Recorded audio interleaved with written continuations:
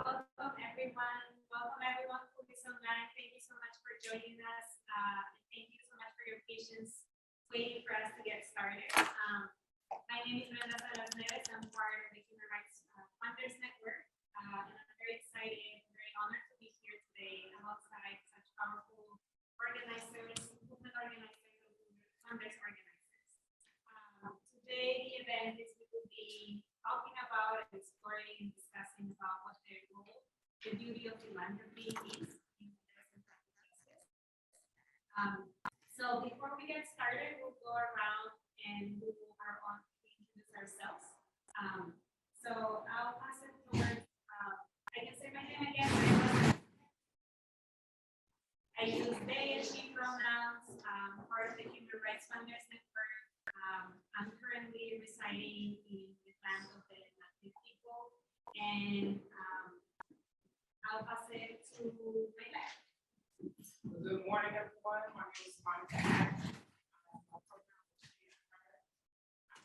I'm based in Jackson, Mississippi. Also the land of the Oklahoma and Cheese people, and representing the Climate Justice Alliance, one of 3 co-executive directors representing for our crew today. So appreciate you all inviting me, and I'm looking forward to meeting some of the other people. Good morning, everyone. Good day. Sima, I speak for pronouns and picture the same group, and I reside in System Territory. The Maidu and Islam peoples in the greater Sacramento area, please. I'm Executive Director of International Funders for Indigenous Peoples, and I'm very excited to be part of this panel. Hello, everyone. Greg, and I also she, her pronouns. I reside on the traditional land of Piscataway and Washington, in Washington, D.C. And I direct an initiative called the Climate Justice Resilience Fund. We pool funding from private foundations and use it to support work by women and youth and Indigenous people on climate change. Particular adaptation and resilience and advocacy movement. My name is Rachel Freed. My pronouns are she and hers. My ancestors are from India, England, both colonizers and the colonized. And I currently live on Massachusetts territory in Carlisle, Massachusetts, which is about 45 minutes outside of Boston. I'm the Vice President of the Unitarian Universalist Service Committee, an international global human rights organization that works on climate justice, migrant justice, and equitable crisis response. Thank you so much, everyone. Thank you, and still welcome for those who are still joining us. So let's get started. The first question for folks is like, what is the duty of philanthropy? And maybe we can get Monica. You wanna kick us off? Again, so as I mentioned, my name is Monica Atkins, pronouns she and her. And so just thinking about the role and the duty of philanthropy, and we at CJA hope the analysis that the root cause of the climate crisis is because of the extractive economy. Knowing that, it's been built on stolen labor, stolen wealth, stolen lives, stolen physical bodies to build this country. So there are a couple of things that I wanted to bring in from the CJA perspective on what philanthropy can be doing right now. So one is to really reflect and build a deep analysis on what the relationship is from philanthropy to the extractive economy. We can look and see that most accumulated wealth has come from some form of slavery, theft, genocide, and some of the ongoing impacts of systemic racism on our community. I would say the second thing that philanthropy can be doing is one, to analyze like your own practices. What the root word I think of philanthropy is like love of humanity. So how is that showing up in your giving and your research?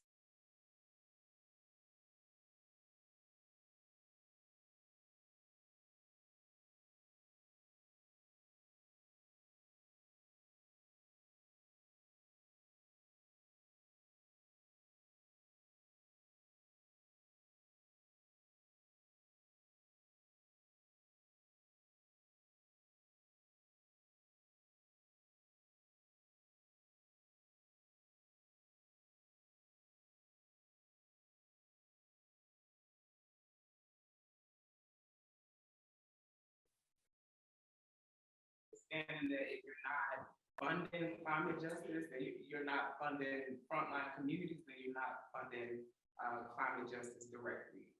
So those are a couple of things I think in our assessment, looking at what, you know, the relationship of philanthropy to the climate crisis, as well as the extractive economy. Yes, great. Thank you so much, Monica.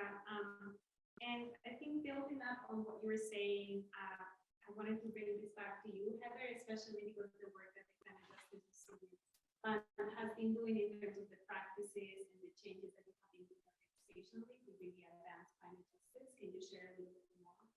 Sure. We were set up about 6 years ago, and gosh, the world has changed so much. But we were set up as a pretty typical philanthropic pooled fund, where as the director of the fund, I report to a board that's comprised of representatives of each of the foundations that have money in the fund. And that enabled us to do, I think, grant making that we're really proud of. We are working in Africa, in the Bay of Bengal in South Asia, in the drylands of Kenya, Tanzania, Uganda in Africa, and then in the Arctic, where you may know indigenous communities there face very rapid environmental change. And these are all places in the world where people really feel the climate changing, where it really affects lives and livelihoods. So we've been able to do some grant making there. We've used this fairly traditional philanthropic model, but 6 years in, we really are looking at that going, that's not good enough. We want to change how we do our grant making. And so we've been taking stock over the last year of options for us to move in a much more participatory direction, where people on the front lines and organizers and activists and practitioners can be driving our grant decision making rather than the funders I report to. And we took a decision to create an entirely new board. The funders on my board are handing off the reins of the fund over the next several months. You may have seen a call for proposals out to activists and practitioners all over the world to apply for seats on our board. And we've had a really gratifying response to that. The number and diversity of people that are excited to contribute to our work is creating kind of a challenge for our selection committee. There's over 100 applications for only 9 seats on the board. But by next year, we expect that we will be driven by the field rather than by the funders. And that really is moving us in a direction of justice and inclusion. And we think better work, more effective, more rapid access to funding. So watch this space. It's a really exciting journey, and we're at a pivotal moment in it. Great. Thank you for sharing. Rachel, I don't know if you want to go next as well to share from your perspective, what is the duty of philanthropy in advancing climate justice? Yeah, no, I really appreciate the question. I just say so much of my political education came from learning and listening to the Climate Justice Alliance. So to have the analysis that undergirds all of our work is really helpful, driven by grassroots communities. And I think the thing that we know is that like money is political, right? Like where it comes from, how it's distributed, how it flows. And we're in this capitalist exploitive system that is designed to oppress.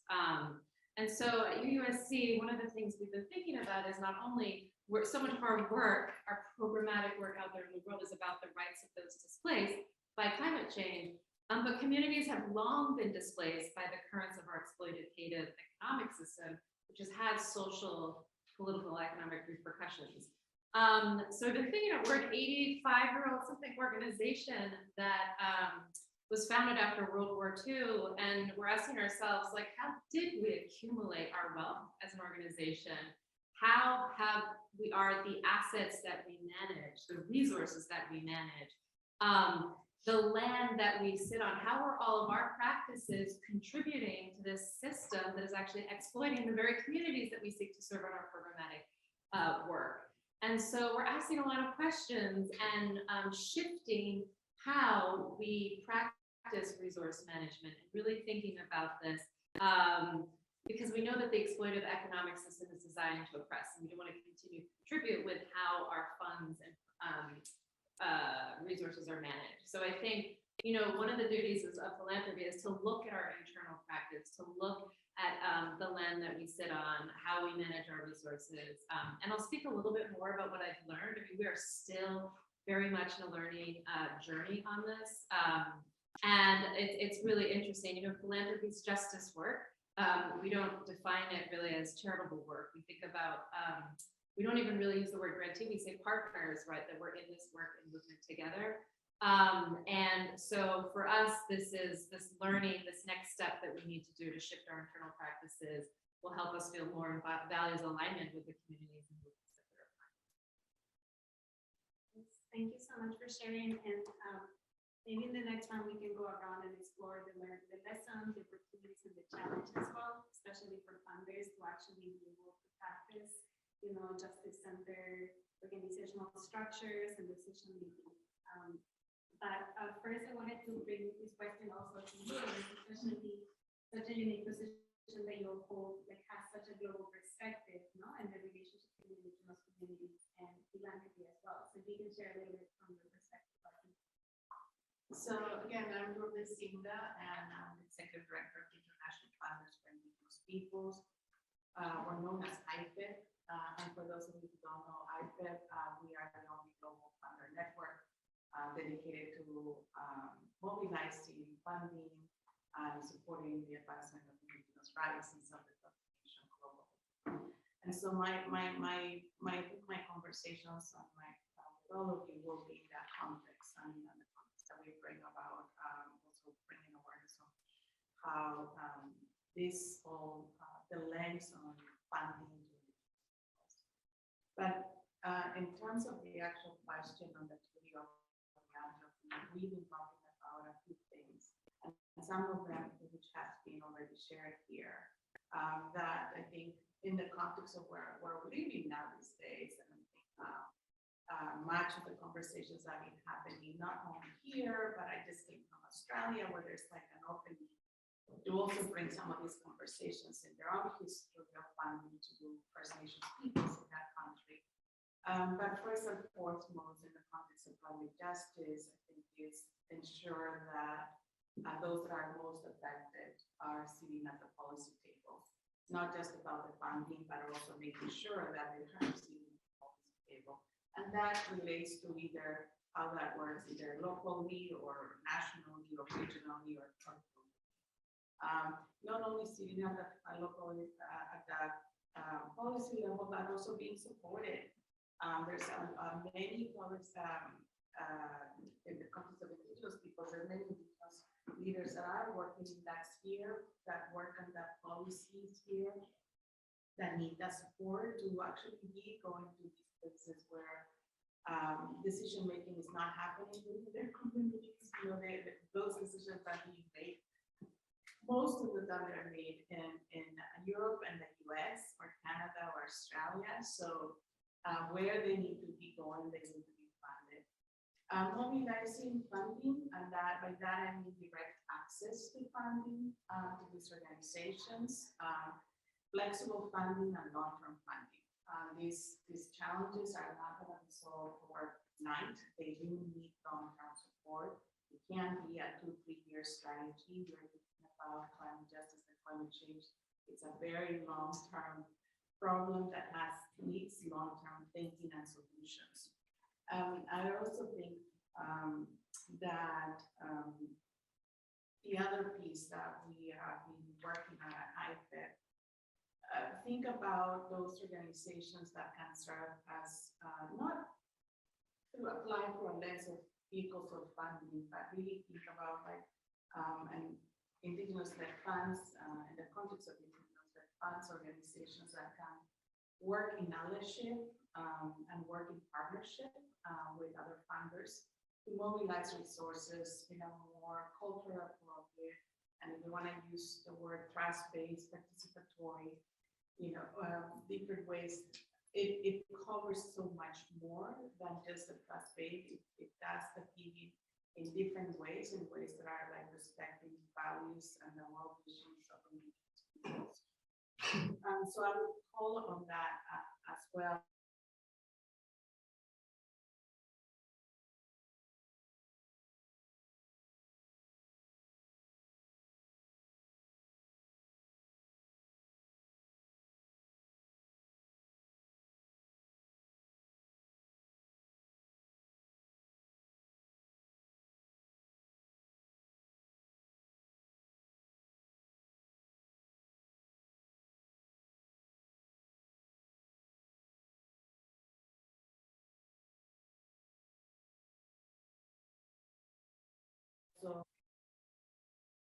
I'm sorry, it freezes for a moment and then starts back.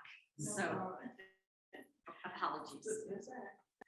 So not only the context of where their assets end up, but also as we have already entered this place of moving to sort of a clean energy world, ensuring that the funding, the mission-related investing that are happening are not violating the rights of indigenous peoples, local communities. And I think that's critical in the context that we're working right now. Thank you so much for sharing. Yeah, I think I find it really interesting because also where we see that the Human Rights Funders Network, we also see there is a gap in funding, especially to address climate justice and multiple funders not being able to bring an intersectional approach, how we become a justice. They very much focus in like doing like silo funding being one of the biggest challenges as well. And I was reading earlier today, it was a report that Ariadne and Candid had put out together, and they were saying there was only 9% of funding going towards like climate mitigation at least, right? And so there's also this, there's a lot of work that philanthropy, like all of us in philanthropy need to do around really increasing our funding. We're actually being more transparent about our data, our like tracking our grants, and really how we're actually resourcing the communities to really be thinking.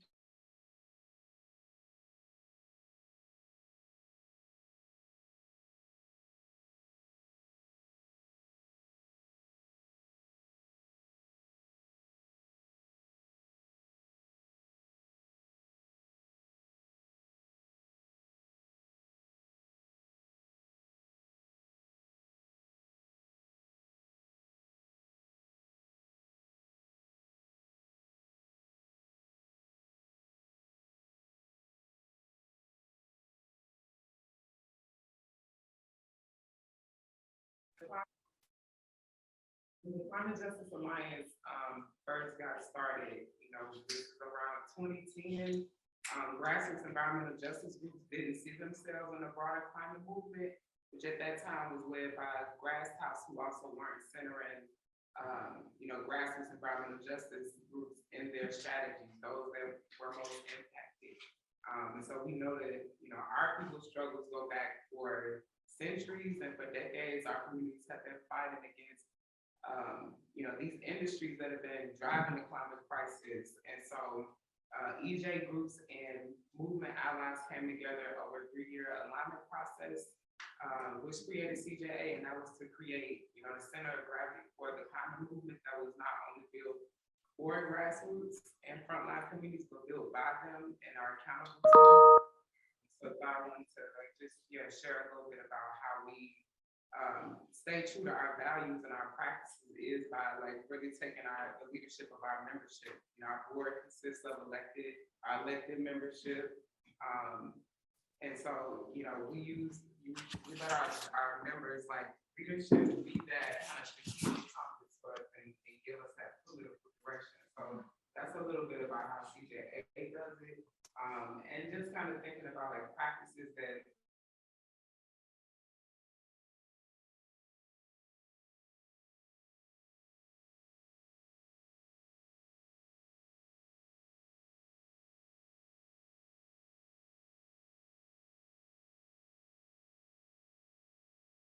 justice grant makers actually fund climate justice. And so that is something that, a critical thing to be looking at as far as like how much funding is actually going to frontline communities and organizations. And so a few practices that I wanted to share is like for funders actually to engage in direct relationship with frontline communities. Again, this requires like the trust in grassroots leadership and really understanding like the solutions that they have and answering the call to crises that they didn't even create. So happy to be a thought partner to anybody who's interested in how to get connected with frontline organizations. And also giving multi-year unrestricted funding with minimal grant requirement, like reporting back as folks are moving things on the ground, meeting their own needs and like fighting against all of these bad things. So it's very important to have, that infrastructural support to show that folks are really invested in the long-term strategies of frontline communities. And then doing more than what's required, giving beyond that 5%, is gonna again just show one that the philanthropy is invested and there's trust in the leadership of grassroots communities, but there's infrastructural support to help those just transition projects and those regenerative economies thrive. And then aligning, investment practices with the commitment to justice.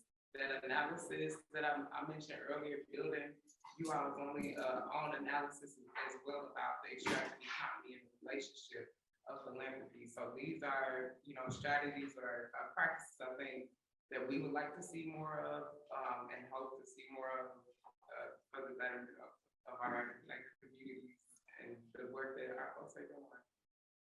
Yes, yeah, no, thank you. I always appreciate the analysis that CGA brings. The reminder for all of us that ultimately our long-term vision is that philanthropy as a system, will no longer be existent. We're far away from it yet, but that's kind of the vision we ultimately want to get rid of that. That's just extractive system that philanthropy has become. So I appreciate naming that as well here today. Bringing it back to you, Heather, I know there's also a lot of practices. You started sharing a little bit about what it looks like to pivot into participatory grant making, decision-making organization. And so if you can share a little bit more how you all are aligning with the benefits. Sure. Let me give an example from a new initiative that we've launched just this past year. And I think it's an example of how philanthropy can play a unique role in this space that can be very helpful. Many of you probably know that some of the most egregious injustices of climate change are often the ones that are most ignored. And UUSC's work on climate forced displacement and the kinds of things that CJA partners are doing,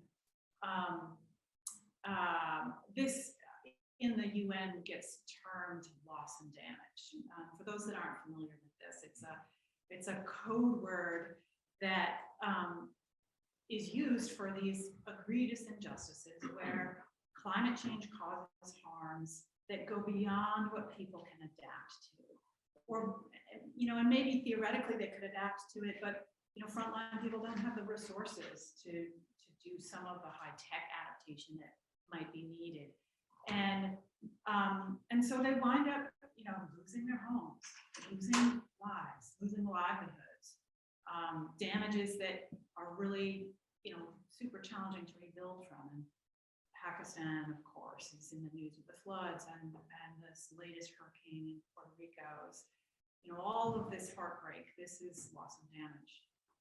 And the global community of governments have been systematically neglecting this area of climate change for decades.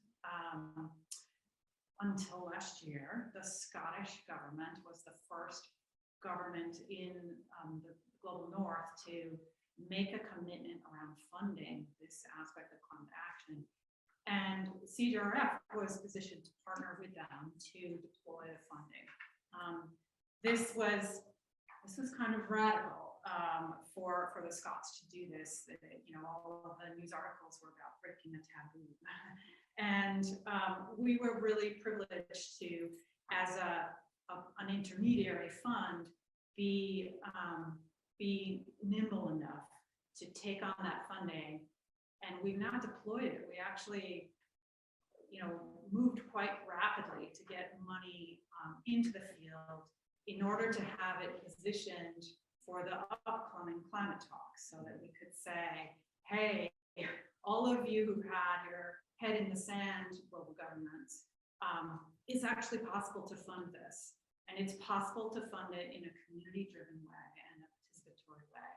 And we're already seeing some of the repercussions of this. The Danish government stepped forward yesterday with a commitment on funding loss and damage. None of these things are perfect. None of them are big yet, but that wall's been broken, and we helped to do that as Philanthropy.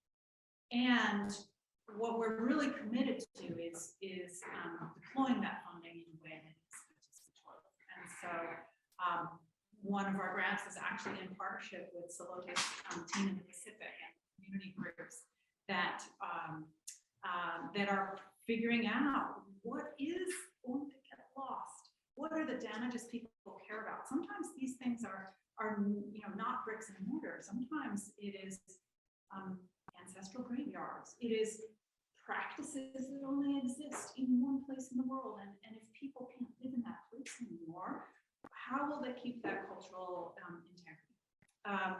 And so, you know, so we're working with community groups, and we're trying to get this money to community level. My colleague Aisha's here. She's just struck up a collaboration with a youth network that is forming a grant-making panel with us. And this group of amazing youth, mainly kind of led by a couple of young women in Africa, but they've now got partners all over the world, and they're working together, and they're going to make, I guess they've decided to make $10,000 grants and a $50,000 grant, and they're going to do it basically in the next month. And they've got their participatory process ready, and a whole network of youth activists that are poised to take part in getting this money to communities that are facing loss and damage. And it's super exciting, and we're really looking forward to seeing what they come up with and how this money moves.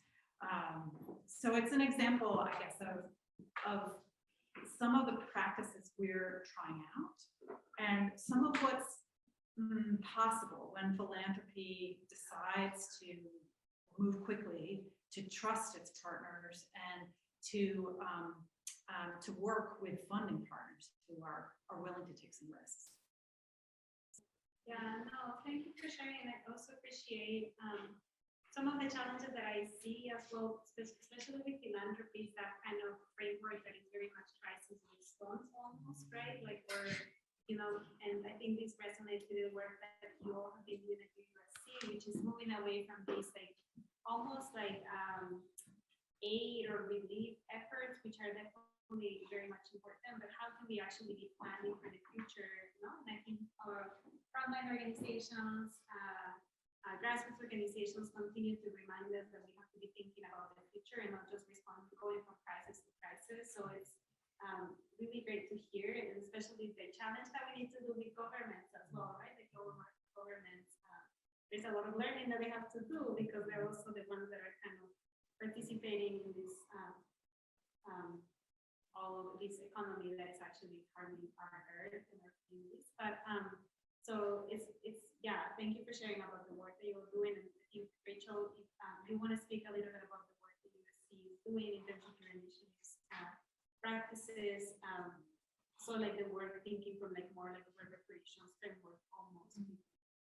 Yeah. Well, first, I just want to say, I mean, everything that Lourdes and Monica have said about trust and listening to grassroots community, that is like so critical for philanthropy to really embrace and embody in the way that we work.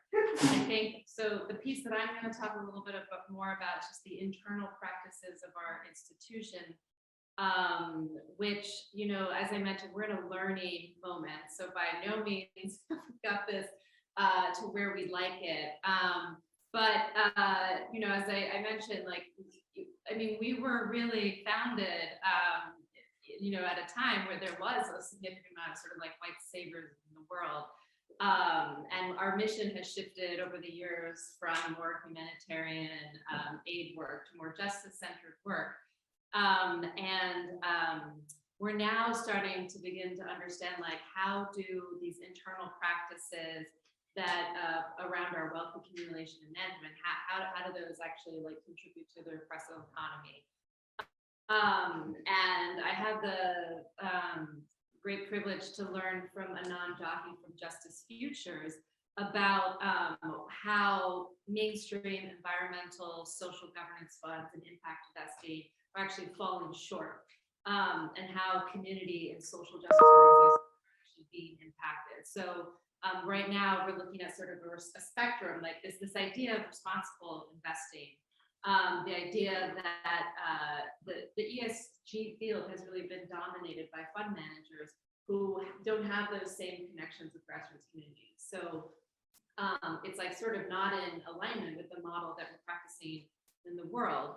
And also the nonprofit, the fees and the way that the market caters to corporations to maximize profits is like not actually in alignment with what we're trying to do to support communities.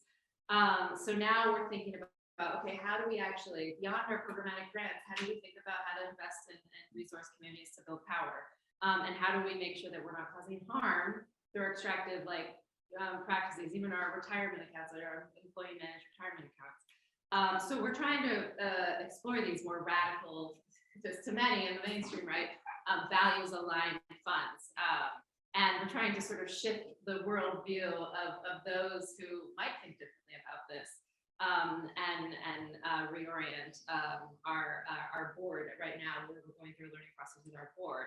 We're looking at community land trusts, workers cooperatives, community loan funds, institutions that are grounded in collective accountability to communities.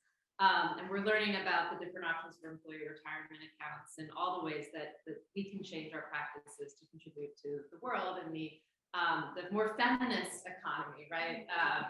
Brenda and I had the privilege of working together on the Feminist Organizing School, which was led by the Global Grassroots Justice Alliance, which I know works closely with the Climate Justice Alliance, and learned about and talked with funders about what a feminist economy looks like, right? How do we position ourselves to look at the way that investment, productivity, and capital and time are invested to build the economy that's really rooted in a cooperative, non-extractive, regenerative practices and accessibility. And all of that it was kind of visionary to me at the time, but when you come back and then you really examine like the practices of your institution, you can see like really tangible ways that to affect change and actually move that. And we're a pretty small organization, so you know our impact is what it is. I think for a huge fund that has a lot of money, that the impact if you can shift practices would be quite significant on communities. So I would just encourage everyone to go to Justice Funders, learn about some of this, and change practices. Yes, no, thank you so much. Thank you for sharing, Rachel. And this makes me think a lot about how in the news recently there's been a lot of about the changes, not with the Patagonia Fund, like how they have communicated. It very much a lot of critique inside of what the decision looks like and how leadership, but appreciated they just pushing in the mainstream spaces, like what are the different practices that we need, you know, that is very much, that has to be rooted in communities and the changes, like really talking about the economy ultimately, right? Like that's what needs to change. So thank you for sharing about that. And bringing it back to this, and if you can share a little bit more also about the practices that you'll have, and especially the role you share a little bit, but in terms of like as a network, how really making those connections to those funders interested in really supporting those led funds and initiatives. So if you can share a little bit more. So over the last 5 years, I have been moving in that direction center more visibly in our work Indigenous leadership. And that means Indigenous leadership for those Indigenous people are already working in philanthropy, as well as Indigenous-led funds who have not been known to exist by many of the funders. And so I could organize the first ever global gathering of Indigenous-led funds in 2018. And then hosted a second gathering in 2019 and launched a working group of Indigenous-led funds. I think also wasn't aware of how many Indigenous-led funds existed and have been sort of learning more and more of the different funds that have existed. Some that have been established as early as in the 70s. That's the seventh generation here in the US. But others as most recently, maybe mid 2000s, like 2010, there. And I think one of the things that, in the context of practice, that was a question. The word redistribution comes to mind. The word because as I sat yesterday at an event where the Council Foundations was launching their newest global funding analysis trends, meaning how much money has gone out from the top 1,000 foundations for global. And I was curious to see what had happened since their last one. This latest one is looking at 2016, 2019. And when I looked at the funding by population on the prior report, which was 2011, 2015, this was for quantity data, about 1.2% of funding had gone to Indigenous people, so at least have been identified as going to Indigenous people. That doesn't mean that it went directly to Indigenous-led organizations or Indigenous-led funds. And so that was 1.2 between 2011 and 2015. Now, 2016, 2019 was like really hoping it had moved a bit more, right? So when I looked at that, it moved, but it went from 1.2 to 1.4%, right? Yet, and I think, if you all look up probably on the Council Foundation's website, you may find the US report, but there's also show that there's more funding going to climate change, but it's unclear who is actually receiving that money, right? And so on the context, again, I think I'm coming back from having been at the Philanthropy Australia conference and having hosted a dialogue with emerging First Nations funds in Australia and some Australian funders that are very keen to moving conversations in the philanthropy context in Australia. And so when I look at what's happening in the context of Indigenous peoples globally, we know that funding Indigenous peoples who are one of the communities most impacted by climate change, right? And therefore should be, along with other communities that are frontline communities, should be part of this climate justice fund. In the conversations with other First Nations people who were at the conference, she had heard about the 4 R's of Indigenous philanthropy that I think encourages our members to practice that are based on Indigenous values and these are reciprocity, respect, responsibility, and relationship. And she came up and I said, I have one more R for you. And she said, you should really think about adding the distribution. And so this is all in the context of the conversations that we're having around reparations, but in the context of funding and having just been about yesterday at an event where we're talking about wealth, private foundation wealth particularly, and where their assets sit, and in the context of knowing that even though there's a 1.4%, the reality is that the majority of that funding did not trickle down to Indigenous-led organizations, for indigenous-led funds, much less indigenous-led funds, because indigenous-led funds are only just coming on the radar.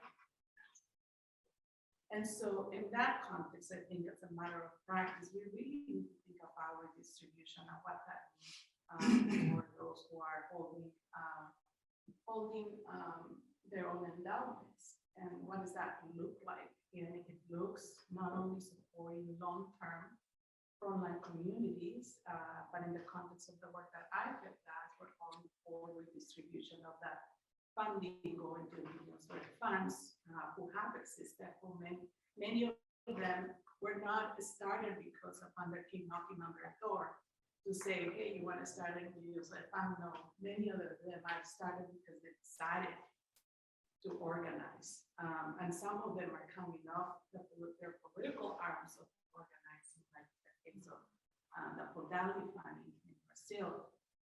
So I think in terms of practices, I think I would say, you know, we should be thinking about what that redistribution means in terms of how do we think about this in the context of that. I wanted to just add one other thing that I wanted to mention earlier, but another practice that I hope to see as philanthropy starts sort of reflecting on the practices of the past, and as they start kind of thinking about how do they better work much more closer and aligned with grassroots organizations, grassroots movement is also in the context of who they are surrounding themselves by to inform their strategies.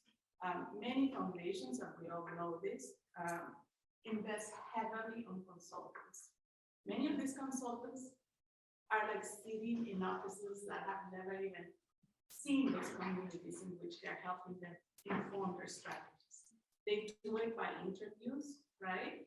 But they don't do it because they're formulating strategies, because they're interviewing people, they're selling service, but not because they have had lived experiences in the context of the things that we are being asked to come up or inform a strategy. So I would say that another practice that I think we need to encourage philanthropy to think about is who are they hiring as consultants? And this goes along the way your point of the ESG, how do you get also to educate, inform those asset managers who are holding funding for not only private foundations, but there's some public foundations that are in a position to also, you know, have their assets as well, so invested in the economy. So those are kind of some of the things that I'm kind of thinking about sitting with in the context of practice, in the context of the conversations where things are, and in the context of the latest report that points to the 1.4% going to schools. And I should just add that IFIT is in the process of now calling for a funding analysis, and we're actually going to look not what was classified as going to the US, but we're going to actually do that more deeper work of understanding how many of those actually were indigenous-led organizations or indigenous-led funds or indigenous-led funds. Yeah, no, thank you, Lourdes. I feel you have also moved us into this also almost like the next question that was going to be posed was around thinking what is the call to action for philanthropy, like what do funders need to do, especially when thinking about the redistribution, which is really key. So I'll bring this back to Monica if you want to share about what, from your perspective, what is this? You've shared a little bit more already, but if you want to add more to call to action. So I actually have a couple of things I want to share with y'all, pass around, but definitely want to like lift up, you know, for funders to look at, like really finding what your pathway is. For me, like I said, those relationships directly with grassroots communities from our organizations who are doing this work are going to go a lot further. So I always want to recommend that first and foremost when possible. There's also ways that folks can get money to the grassroots, so that can be through grassroots build and grassroots with alliances like CJA and different networks that are accountable grassroots-centric funder intermediaries, so there are some intermediaries also that have a heavy emphasis on grassroots leadership and are supportive of frontline communities. Looking at community control capital mechanisms like loan funds, worker cooperatives, and investment. The community-owned solar projects, opportunities to again directly invest in frontline communities. Someone mentioned earlier about there's also this process that. Monica, could you speak a little louder? Yes. Thank you very So much. there's a process that I think philanthropy needs to go through. And when I said about building the analysis, so someone mentioned earlier, I think Rachel was mentioning about your board and y'all doing this kind of learning. So when I also encourage political education, I know our resource mobilization team recently put together a dialogue series climate justice dialogue series for funders. So looking at those opportunities to politically educate yourselves and develop that analysis. And like I said, I'm definitely happy for CJA to be a resource to folks who may be wanting to have deeper conversations about that. But I'll pass around a couple of pamphlets to that share a little bit more about the pathways. CJA also is in the process of launching the Reinvest campaign, where we're supporting community control, community-led projects, and different just transition projects that are happening in frontline communities. So that's a little bit on some of the pieces that I'll share with folks where you can find more information, and happy to answer any questions after the session. Is there a link for that? Yes, and I can send that through email as well. Great. If somebody has it and can get it to me right now, I'm going to put it in the chat. Okay. So we will put the links on the chat now for those who are online.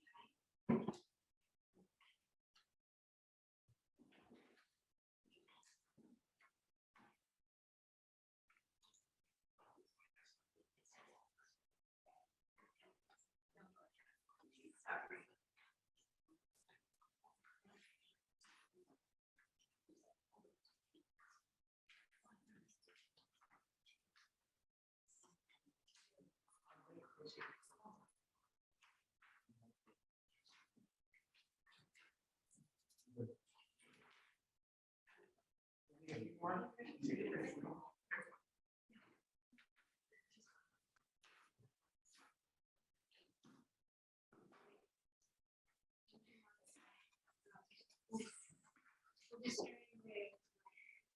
and they will also be available online. We're online. Yes, Heather, what is the call to action that you see as critical for this moment? Yeah, I think Monica put it well, that each foundation and each funder has to do their own analysis and find a pathway. And we have found that the kinds of things that need to get done are sort of big and really small. And they're, whether that's breaking a taboo like the Scottish government did at a global level, or rewriting your budget template like one of my colleagues did, because it was so hard for so many of our grassroots partners to contend with the template. And that spectrum of all the different things that need to happen it can feel really daunting. But the most important thing is to start that journey, to figure out a starting point and go from there. And it's been, I think, for myself and my colleagues, my board members, that journey's been the most exciting thing about the CJRF for us, and the thing that kind of keeps us going. We love our grant making. We're proud of it, but it's that journey that we started a couple of years ago of figuring out how to really live into our values beyond what we fund, and more about how we fund, that we really see as the climate justice wins.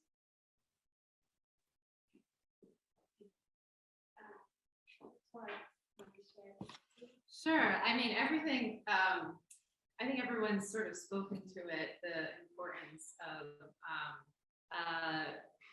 changing practice, but also listening to communities. And actually, I think the centering, like always ask yourself, who's not in the room, whose voices aren't being represented. Those are just important practices in every day. Yeah, I mean, I think like it's interesting to reflect on where we are at the, where things are this week and what conversations are about that are happening at the UN General Assembly. And it's hard to think how much money is going to global military spending.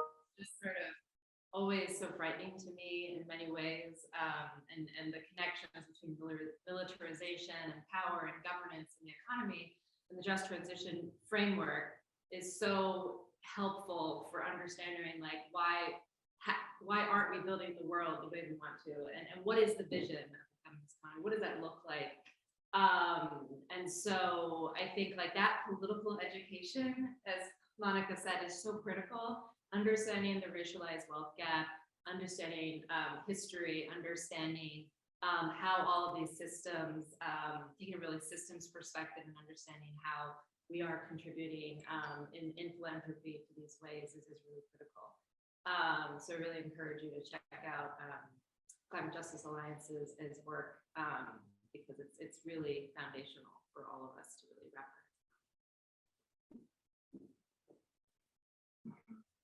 Perfect.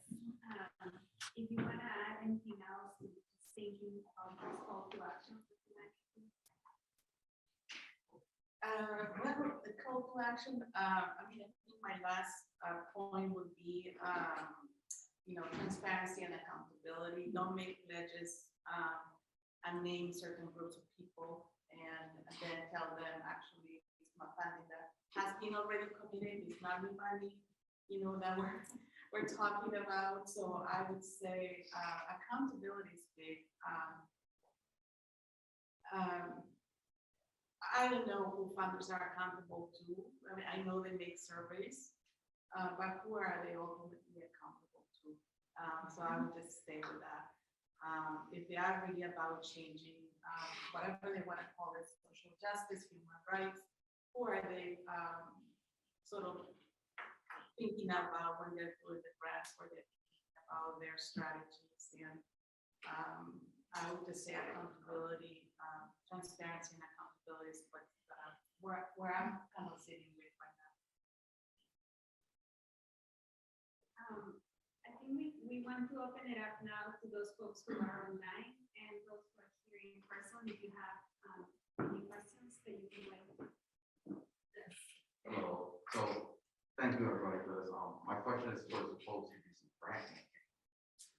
To what extent are you able to speak candidly with other funders to try to help sway them towards more equitable funding practices? I think a very hard example that I always use is speaking to a funder and they say, hey, we want you to work with an international partner. We're like, great, we have our partner in Puerto Rico. They said, but we don't consider that international. I can't tell you how offensive that is. Or our friends out in Guam and how US colonization ruins the legal status of such organizations. So to what extent are you able to tell a funder, y'all need to be better and go against this grain? Would you repeat the question, Brenda? Yes, unless you want to. But so the question is around for those who are for the grant makers of those grant making institutions, to what extent can they challenge other funders when they actually challenge around their perspectives and their opinions. So in the example that was shared around for some of the organizations when they're asking to do work internationally, when they're bringing in their partners in Puerto Rico or even Guam, right? The funders are not able to understand that they don't consider that international, which is really offensive. And especially for those folks who are in Guam, that's when they have all the challenges around their legal status, no? So really about to what extent it's possible to talk to them candidly about, their colonial practices, if we want to name them things like that.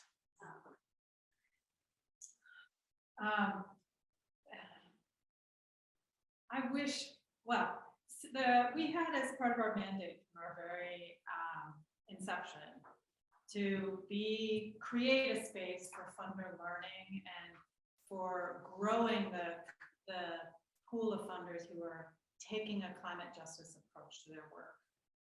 And it's probably been the hardest part of my job. Funding great work, I feel like there's all kinds of opportunities to do that, but having frank conversations with other funders requires a different kind of trust, I guess, and a different kind of attention. And when I first came into philanthropy, someone told me, you know, when you meet a foundation, you've met one foundation. You can't generalize from one funder to the next, because every foundation is so unique in how it runs its work and how it thinks about its money.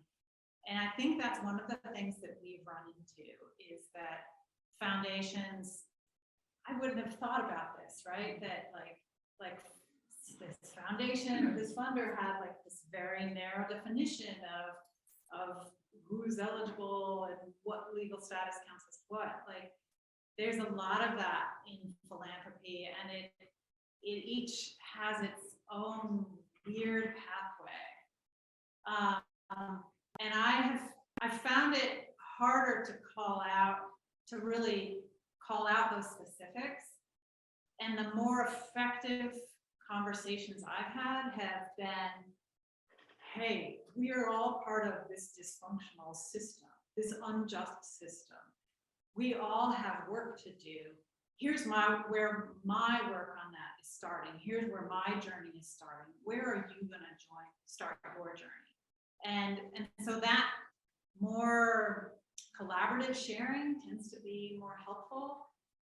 So many funders aren't open to that though. And you know, there's a lot of very narrow-minded money out there, I'll just be really frank, of people who've had success in other realms and, you know, think that success is going to translate into philanthropy. There's also, in climate change, there's this sense of urgency that sometimes is part of this dysfunction.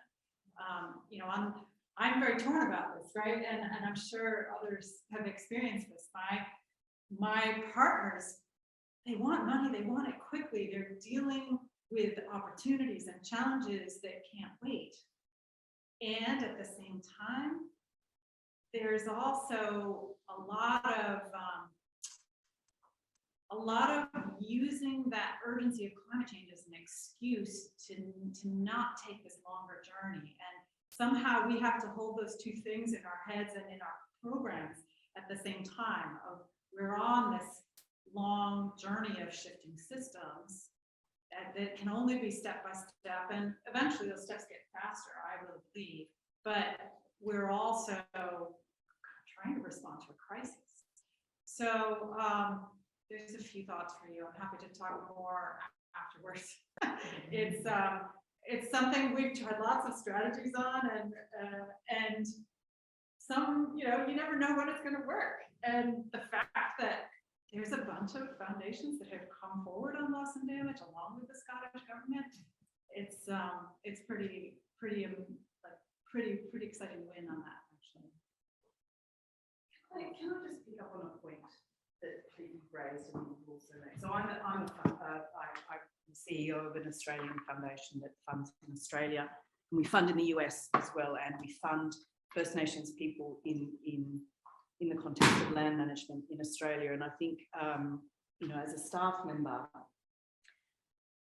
one of the biggest challenges that I have has been working with my board of trustees. And this is a very common situation, and there is often a very different level of understanding, time, you know, all of the things that you're talking about, they're very separate.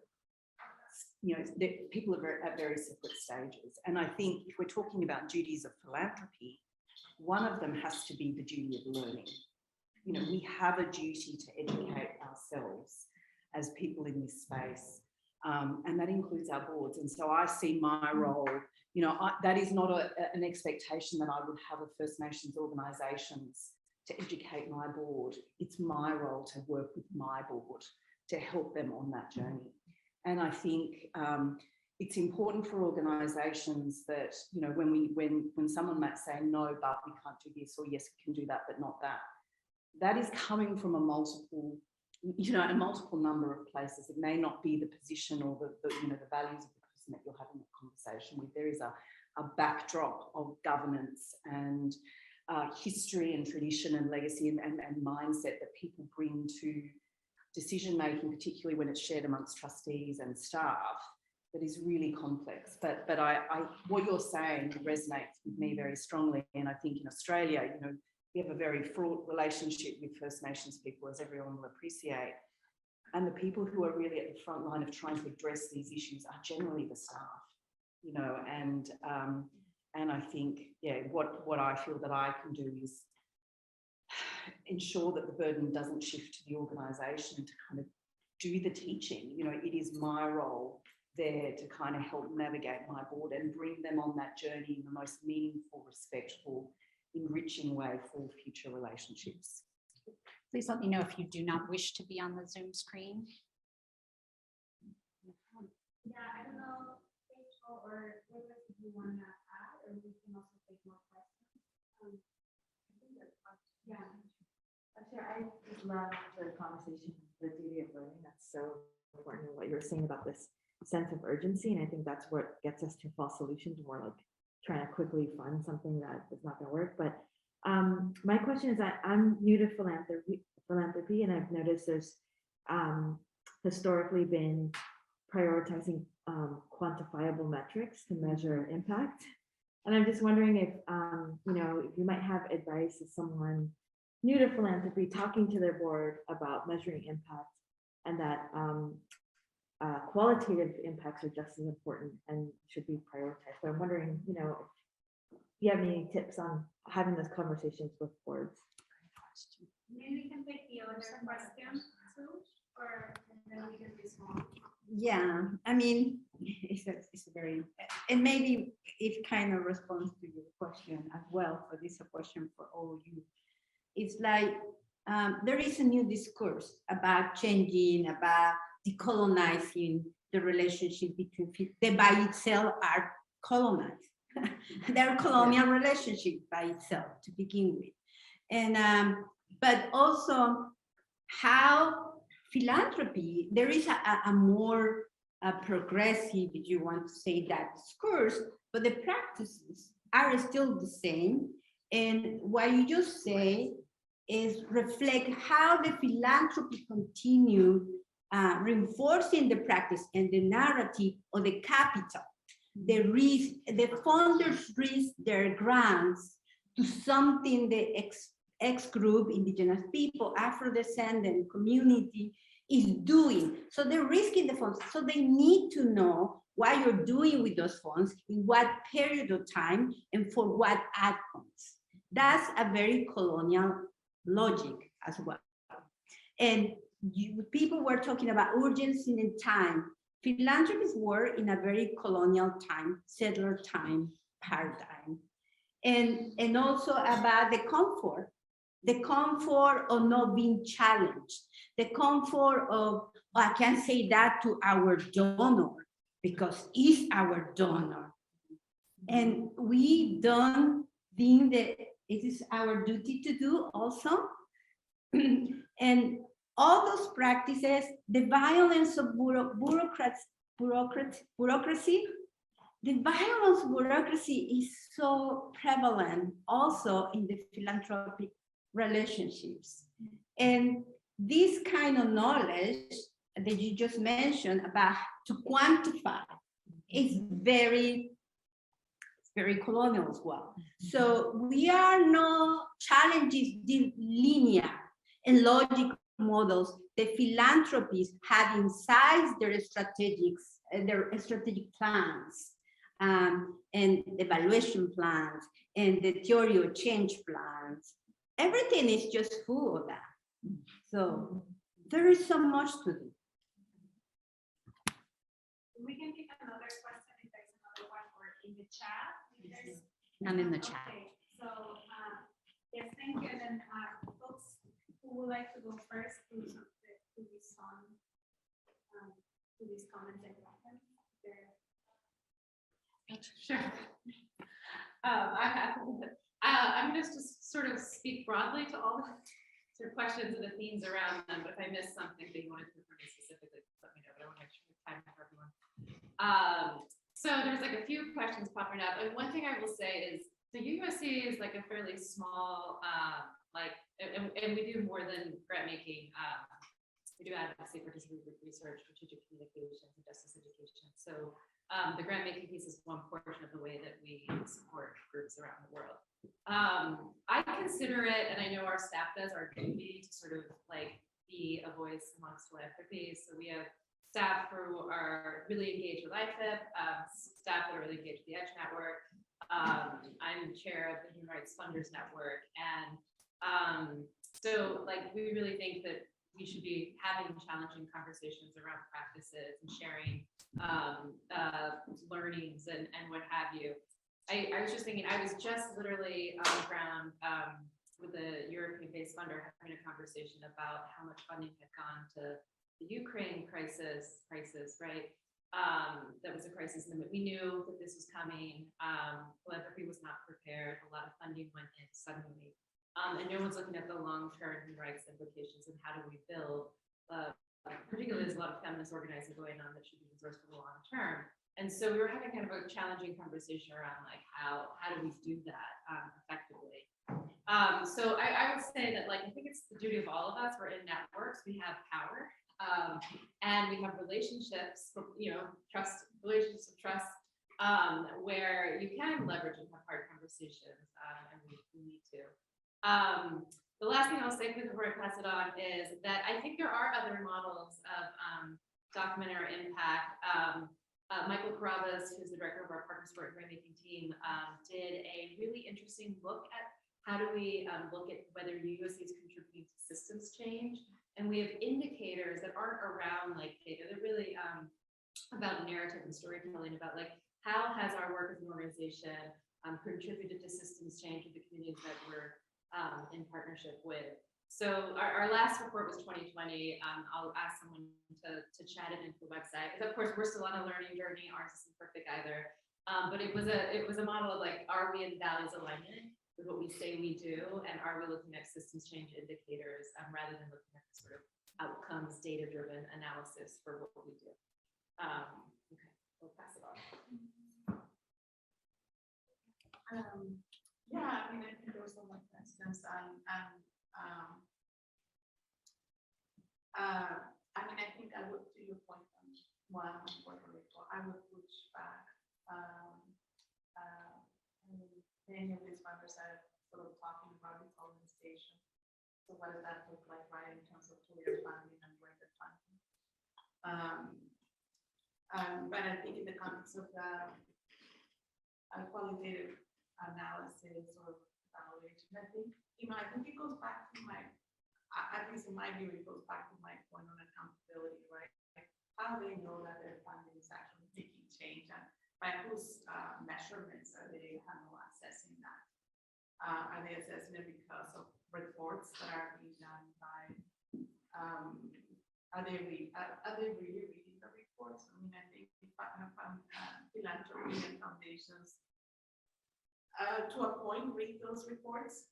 And so, I think it's just understanding if you're thinking about finding communities, ask those communities, what was the real change? And because you're right, I think just quantitative analysis, and hopefully, we have been moving away from funders that are only count how many workshops or how many people attended the workshop, because that's like not the way, definitely not the way to look at how their funding is impacting communities. But I would actually kind of think about, bring it back to that question around, how do they really know that their funding is impacting communities in a good way, hopefully, or if it's in a bad way, then definitely shifting their theory of change or strategies or who they're partnering with. I think I would just close in my side of things. I would just close with saying that, and I forget what the third question, there was another question out there, but yes, I think it's on all of us, and those of us who are part of networks to have also these conversations with our networks. It takes a lot of also, as someone that is not sitting in a foundation, not in a decision making of large assets, it also takes a lot of courage to bring up these conversations. It's not easy. We know that it has a cost, but that cost is also important because you're opening that conversations for hopefully more funding resources to communities that where funding is sort of long overdue, where many of them are in the fights around human rights, including women's rights. Where also we are having conversations around opening more funding to indigenous women's organizations. So it does take the time to build those relationships as well, because it's a two-way, right? There's also that reciprocity aspect of it. You are having conversations, you are building relationships, but at the same time, it's also there's a respect that both the person I'm speaking with has their way of understanding, but we also bring our way of understanding things. And so at some point, we want to move conversations forward and ask for these things where like we have to move the needle on certain funding levels just to community facing things. So that's kind of where I'm sitting from, and I think that that's. And beautiful, thank you so much for that, your respective leaders. I think we're also at time, so thank you so much everyone for being here with us. Thank you for everyone online. Please continue following and learning about the work that these folks are doing. Yeah, there's a lot of work that we all have to do. Those of us in philanthropy, it's a lot of work. So yeah, thank you everyone.